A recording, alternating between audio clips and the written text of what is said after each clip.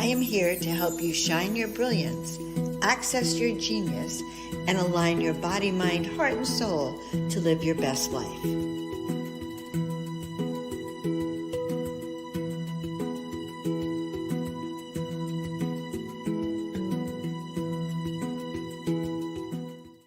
ASEA Redox, energy and vitality, ends aches and pains, replenishes your skin, eliminates wrinkles, recalibrates your system, improves performance, improves clarity, stops rapid aging of your cells, cell nutrition for advanced absorption.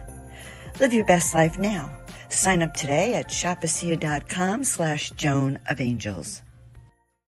Welcome everyone to Shine Your Brilliance. I'm your host, Joan of Angels, and we have all sorts of interesting, exciting stuff about how to radiate light, how to be a radiant light being, how to shine your inner essence and what we call your brilliance. And I'm Joan of Angels, and that's what I've been teaching these days, is how to really stand up in your power, presence, and passion as you align your body, mind, heart, and soul. I'm here today with my amazing radiant friend, Victoria Reynolds, who many of you know as a radiant light being and Oracle. And what are your new titles, Victoria? The Fearless Adventure Guide.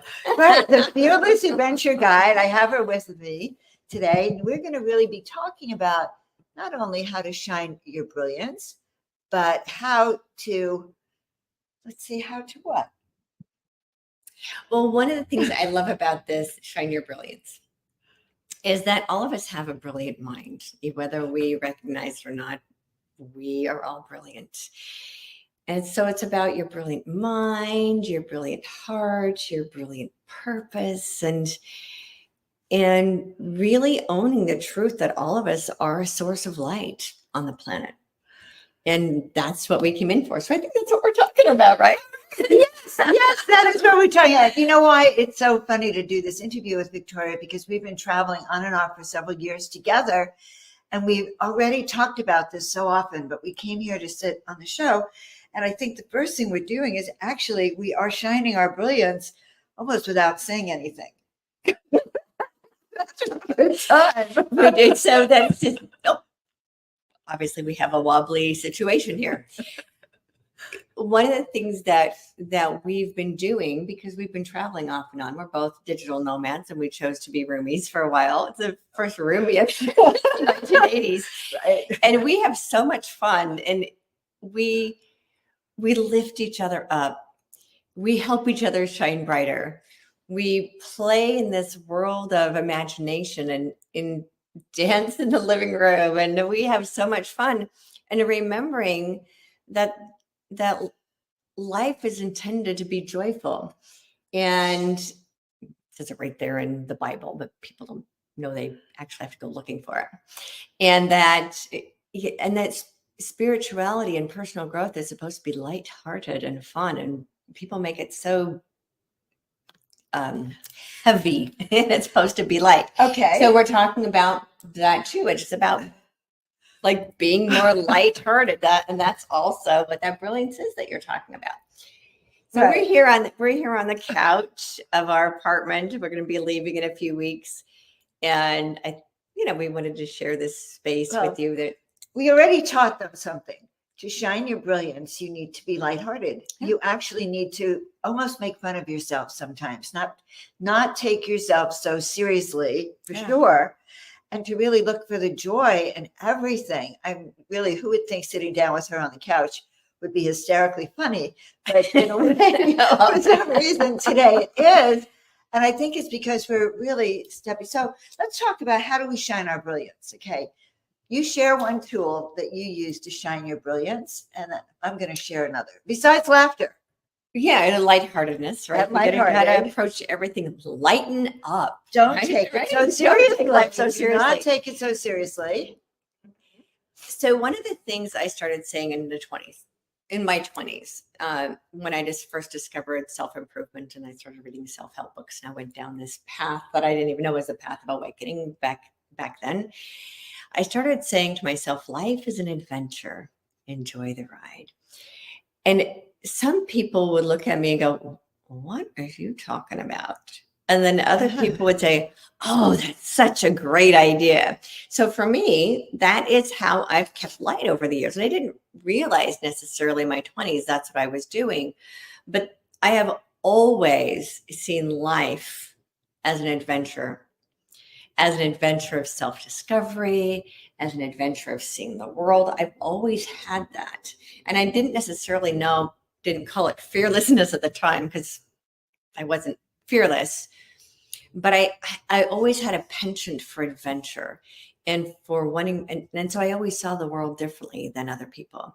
So for me, that's part of how I've been able to move through life and not get so bogged down in the, I've been saying for years, human beings take being human way too seriously. Right? No, it's true, because so many people are in survival, and that for so many people, the planet is not easy to maneuver.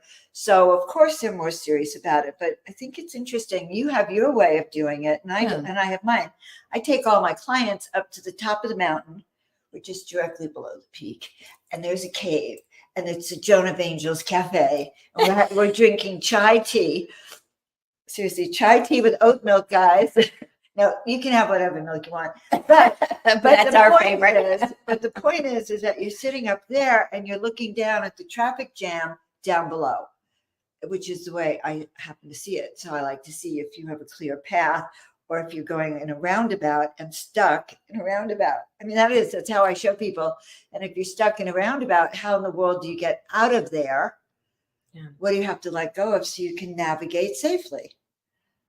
I hear that. Back on the planet. So you have your own way of sort of looking, you do it through film and through hearing people's stories. Yeah. Right. You do it by decoding what you're calling the master.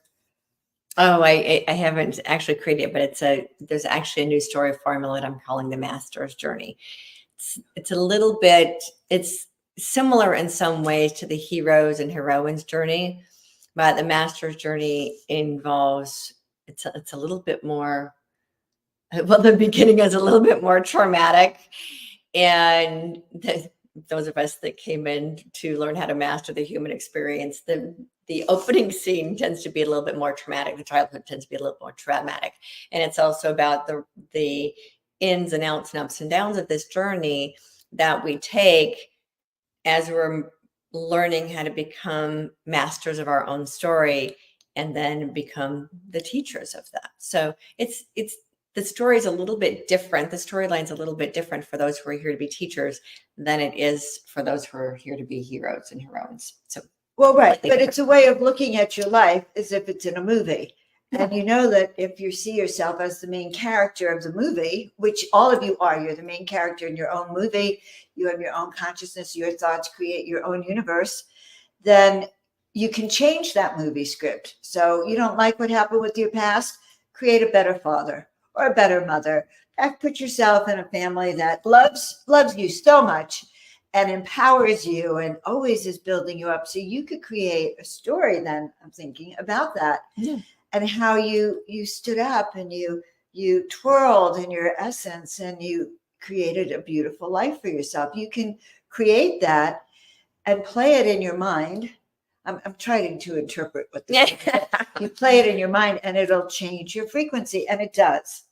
Yeah, so it's not that you necessarily make up a new story. You can reframe your existing one. So it actually goes from being a pain story to a power story. It's as simple as reframing your story. So, but a lot of people get stuck in this happened to me and this happened to me and this happened to me and stuck in the victim story. In the linear part of it. Right. Blah, blah, but blah, you can actually go back and it's like, oh, here's the characters and the cast of my story. You can actually, if you change your perspective of the story, but the story behind the story, the transformational story that occurs within every story can actually change, even though the scene's still the same. So it's about seeing yourself and the characters in your story through new eyes. Right. And so when you use new eyes, and you can clear away, I mean, literally, if you're watching this, do this. Just shift your aura, get all the negativity that has been stuck on you. I kind of like to use a cape image. Like if you work with a lot of people and you're carrying a lot of energy, just imagine that when you're going to work, you wear this cape. But when I do sessions, I'm wearing this cape, and then I unzip the cape, shake it off, and I hang it up. Literally, like I'm off of work. I get rid of all the. Now, people don't intentionally, send negative energy around you or hang on your auric field. It just happens naturally sometimes when you're interacting with someone. So that's my method. Yeah. I just take off my cape, my Superwoman Joan of Angels cape. You guys are hearing all my stories because she's one of my besties. So now we're not doing a regular interview, if you've noticed. We're doing a combination of Joan style and Victoria style because she likes to do the conversation.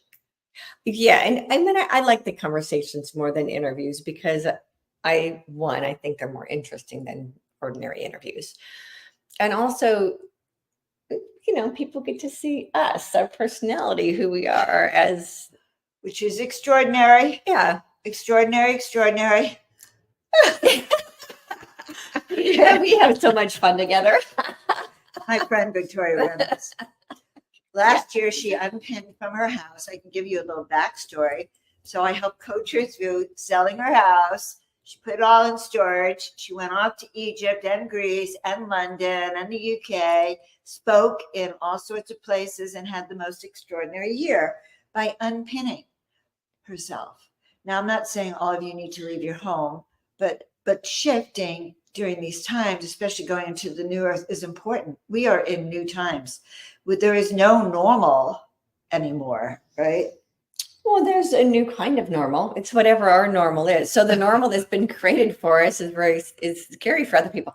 I don't know if you coached me through me leaving my house, Joan, if I recall. No, but I did. You should do it, and I led the way. Okay. Because she did it first. She was a great example of the willingness to let everything go. I had done it the year before, so I was shining by example. I did, but you did say it. But I did sell your house. If you sell your house here, where am I going to stay? I did worry about it because worry is what keeps us from shining our brilliance. Yes. And so this worry, that's why I think we're laughing today, because we're seeing how worried we were when we both took a step to leave home, put everything in storage, become a digital nomad. Yeah. And it takes a lot of courage to do that. It really does. Yeah. It really does. And to stay balanced and to sort of continue with your focus and grow along the way. But I don't know about you, but it's been, for me, the most outrageous, expansive time of my life. Absolutely. You know what? When I did this last year, one of the things that I had, the awareness that was coming in was very much like when I left home when I was 17. So I left home when I was 17. I left everything behind me. I had no idea where I was going, who I'd be with. I was going out into this world with nothing except for the clothes on my back and a toothbrush and a teddy bear. And I'd like to see a picture of that. Yeah, all a brown paper bag. And so I was laughing. I was like, here I am doing this again, venturing out into the outer world with nothing but a suitcase. But this time, the difference was that I had tons of friends and I had money. And she had a real suitcase. And I had a real suitcase and not a brown paper bag. So that makes a difference, yeah, right? And yeah. you have years of experience under your feet, and you have, first of all, you have a worldwide network of followers all around the world who are always ready to put you up. I have noticed that. And that has been fun. That's been part of the adventure of not knowing where I'm going, but we go back to shining the brilliance, right? Right. It's that there is a brilliance inside of us that knows everything's going to be okay. And it doesn't matter where we go or what we do, it's going to be okay. So I think what happens with a lot of people is as you were talking about worry, I had a whole download about worry just before I sold my house. And that download was, and I've heard this before, worrying is to wish for that thing you don't want. Right. The more you worry, the more you create it as a thought form that you manifests actually create it. So the way that I saw it was that when we worry about something, we actually project it into a future that doesn't even exist yet. And by worrying it, we actually create the future we don't want. So some people like my broken toe. Well, and some people will say, well, worrying is praying for that thing you don't want. I don't really use the term prayer because it's a religious term, but it doesn't matter what you call it. It is projecting that thing you don't want out there to the universe, and it gets created because that's what we focus on. It gets created almost as a literal thought form. Yeah, so it gets created, and it gets created in a future that doesn't exist, and then that actually becomes the future that we create. So I made it very, very clear 2 years ago that I wanted to live my life completely free of fear. And because I had made that commitment to myself, I had to be willing to let go of pretty much everything and live my life completely free of fear, which is interesting because people will ask me, where are you going to be next week? And my answer is, I don't know yet. It's a new title of the show then, Shine Your Brilliance and Live Without Fear. One of the living without fear is my thing, right? That's my focus. With the woman who teaches how to live without fear. Wasn't that interesting? I'm teaching Shine Your Brilliance. You teach Live Without Fear. I want to say something about what you just said. So back in Portugal last summer, I was kayaking with my daughter. It was so wonderful. And I'm having lunch and I'm thinking, gosh, I just wish I could vacation instead of going back to work because I was working hard, it wasn't a vacation. It was like a working vacay, right? And I was really upset. I'm sitting at lunch going, oh, crap. I don't want to have to go back to work. And then a voice popped in and said, Joan, don't say that. Don't even think it. You know what happens when you put those thoughts out in the universe. Mm-hmm. So that was about 12:30. By 1:15, we were walking back to our beautiful Airbnb. And the thought came back in my head again is, crap, I don't want to have to go back to work. I mean, I've been kayaking all morning. Don't want to have to go back to work. And bam, I banged my toe into the sidewalk. And that was almost a year ago. It was last June. And I still have a broken toe. And you didn't go right back to work, did you? Well, I realized that the other part of it was, I wish I could get off my feet for a while. Oh, is that what you said? That makes a lot more sense. I wish I could just take a break. Well, my toe. Oh, I do remember you saying that you wanted to take a break. And I wanted to take a break. And what did I do? I broke my toe. But the whole point is that these thoughts, the higher you evolve your consciousness, the faster your thoughts come into motion. So if you're thinking abundance, manifesting, materializing prosperity, good things are going to happen. If you're sitting there going, God, I'm worried about A, B, and C, then don't be surprised if you get attacked by A, B, and C. Yeah, or it shows up in your life somehow. I actually learned that way back when, in the 1980s. And I had been saying to myself one day, this was during the recession of the, whatever recession that was in the late 80s. And I had started saying to myself one day, I was like, you know what? I don't want this job anymore. And the next day, I lost my job. So be really, really careful what you say. Or if you're walking around going, my boss is a pain in the neck, guess who gets a pain in their neck? And then you wonder why you have neck pain. Yeah. All right. All those words that we use, those implement those words. They keep you stuck in them. Thoughts are the first thing I ever learned about. Things. Yeah, thoughts are things. Mm-hmm. Period. So you are a walking being with all your things, which are thoughts, actually hanging around you. And they affect your auric field. They affect your frequency. And they create lower thought forms all around you. So when I say I take off my coat and shake it, it's because I'm aware that those things settle on us and lower our own frequency. And I have a saying, you cannot take your luggage to heaven. You have heard me say that, right? You can't take your luggage. I call it baggage. You can't drag your baggage into 5D. So you better leave it behind.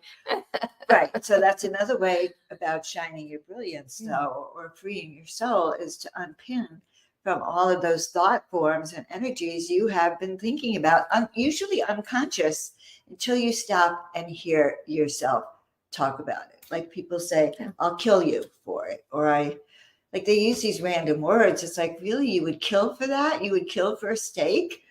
I know. But you already killed the steak. You already killed the cow. So.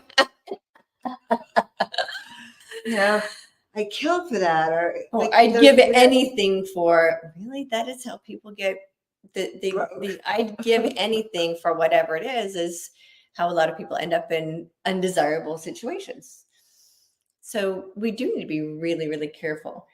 Yeah. So when we think things, it puts a vibration out into the universe. When you speak it out loud, it energizes it. So be Right. even more careful when you speak it out loud when you're in conversation with someone, because that basically creates it takes it out of thought form and puts it into physicality and Right. energizes it. So we'd be really, really careful. Materialization. Right. So we've been having But we do fun. that, but we can do that positively too, right? Yes, As we we're can. talking about, one of our favorite words this year We is would love for that. materialization. So how can we use feelings, beliefs, and conversations to materialize what we want? And that's really what we're talking about. That was one of our favorite words at the beginning of this year, is taking things off the manifestation list and actually materialize it. Actually see it happen, Yeah. see it implemented. So let's talk. We have just a few minutes left. So let's talk about what you have learned and what you're doing this year. I have What are your new a things really, coming? really exciting year this year. So I have been really thinking about, how can I best serve humanity? How can I best serve more people beyond just the preaching to the choir, so to speak? So what I've been working on some film projects. I have a beautiful film project coming called Birthing Humanity. There's some pretty big names in that within the spiritual community. I've been getting on bigger stages. I'm actually pitching some TED Talks right now. So I will be on a TEDx talk later this year. I am getting on bigger stages where I can teach this idea of confidence in conscious communication and conscious choice, and take that message out into a bigger arena. So I've been on some mainstream TV shows teaching I think this that's content. great. There's nothing that is so amazing. I'm very proud of you for really breaking free and hitting mainstream television, where some of you listeners might be right now. Yeah, and really being able to take these ideas that really the whole world needs to know how powerful they are, right? And so that's really been my focus, and shifting my focus more into helping other people see the adventure of life, and really owning that I have the ability to see people's future. I've known this for like 10 years. Let's talk about that. Let's talk about this. Victoria has a unique gift, and I'm one of many people who are encouraging her to use it now. So everything she's about to tell you, I can vouch for. That is absolutely true. Tell us about your extraordinary gift of seeing people's future, of talking to their guides, their angels, their spiritual team, hearing the names of their new book or your new show, or the exact direction you should go in with your career, with your life. Yeah, so I started realizing about 15 years ago, when I started realizing is I could do this as a kid, but I was told to be afraid of it, so I shut it down. I started realizing about 15 years ago that I had the ability to see the future.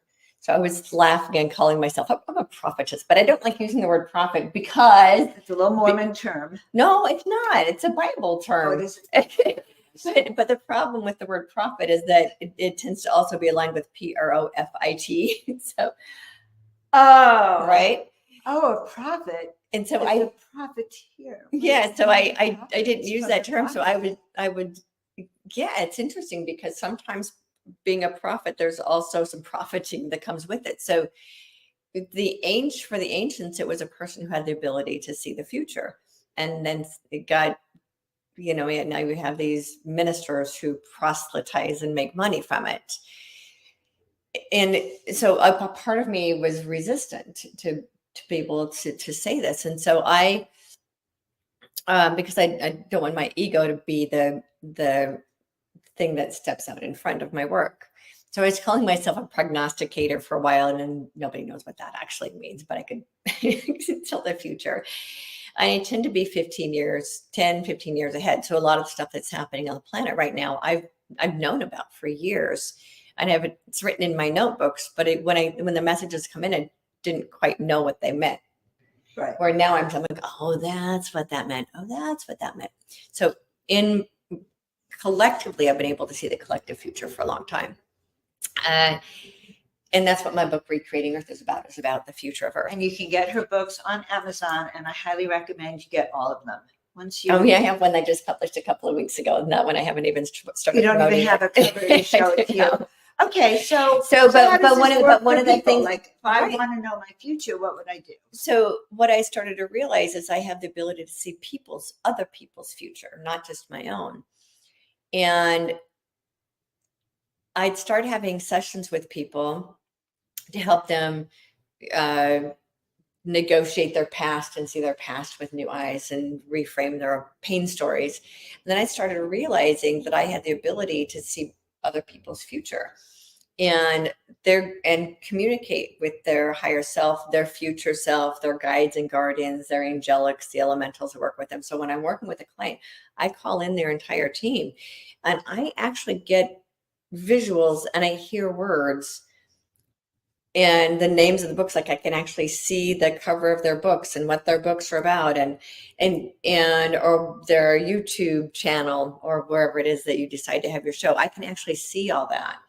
And I communicate with people's family members, which is okay. There's a member of Joan's family that follows me around. So I can't talk to you now, Joan. Your dad's talking. Yeah, but that's not exactly how you do it in her readings.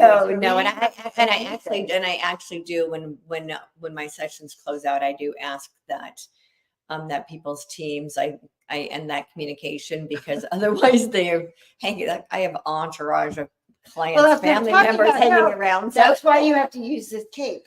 Well, I don't use a cape. I have my own. I just communicate with them, and I actually put a bubble of protection around myself, so they actually are not allowed in my field.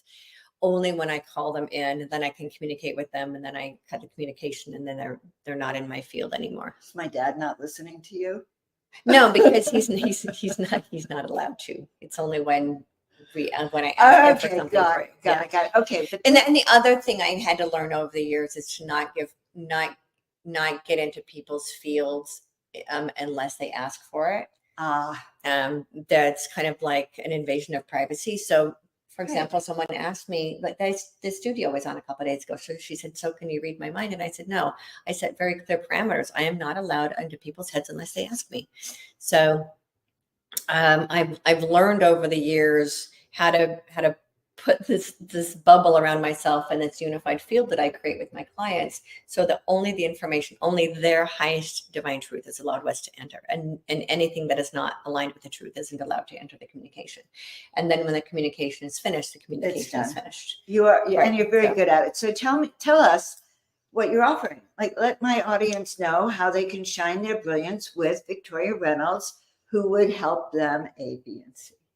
Well, a variety of things. So I'm starting a new Adventures Explorers Club. I'm starting a new club for people who want to go on adventures with me, exploring their inner and outer world. So we're going to be doing some traveling together. You can spend some time with me, and we'll go whatever location I happen to be filming and exploring. You can come and explore with me. This Adventures Club also includes some of the programs I've done over the years. It's going to be included in the club itself. So you get access to my previous programs that I've recorded and making available for you. That's included in the club. And in this club, it's a private club, and it's a private international online club. And in this club, we also talk about how to be a digital nomad. We talk about tips and tricks of being nomadic. We share each other's adventure stories. I talk about the places I've been. We talk about inner adventures as well, because one of the best ways to see your life as an adventure of discovery is also through discovering the world, because every time we go someplace, we learn something new about ourselves. So that's part of what I'm offering now, is this Adventures Club. And then if you're part of the club, you get invited as a bonus to a retreat in Acapulco. And Joan and I were there a few weeks ago. This place is Oh, absolutely Yeah. amazing. Absolutely. Do anything you can, guys, to be there for sure. Okay. So And then I do the private consulting as well for people who want to That's take what I'm looking a for. dive into their own personal adventures. Got it. I've lost your website right now, but you all know it, victoriareynolds.com. Easy peasy. Easy peasy. I suggest you reach out to her to have one of those special sessions. And she's even opening up her calendar to offer you all day or all weekend. So just so you know, it is very special. And if you have a project you want to really see from the beginning, middle, and end and launch, then she's your guide. she's your guide. I'm your travel guide. She's your travel guide, inner and outer. Yeah. And that's one way to shine your brilliance. So shine your brilliance with my dear friend, Victoria Reynolds. All right, guys, we've had a lot of fun. I feel like I'm shining very brightly. I appreciate Victoria so much. Gonna miss her when we stop living together. Hopefully she'll wake up and go, I gotta live with Joan again. Yes. Well, because for us, it's a brilliant collaboration that we work together with. So I just want everyone to know I'm Joan of Angels. This was Victoria Reynolds. I'm also here as a guide to help you remember your purpose here on the planet and to step into your personal gifts and to start learning how to master them, especially working with your different soul aspects. So we'll talk about that next time. Reach out to Victoria, reach out to me, and have a beautiful, magnificent day today. And shine your light, shine your brilliance, my friend.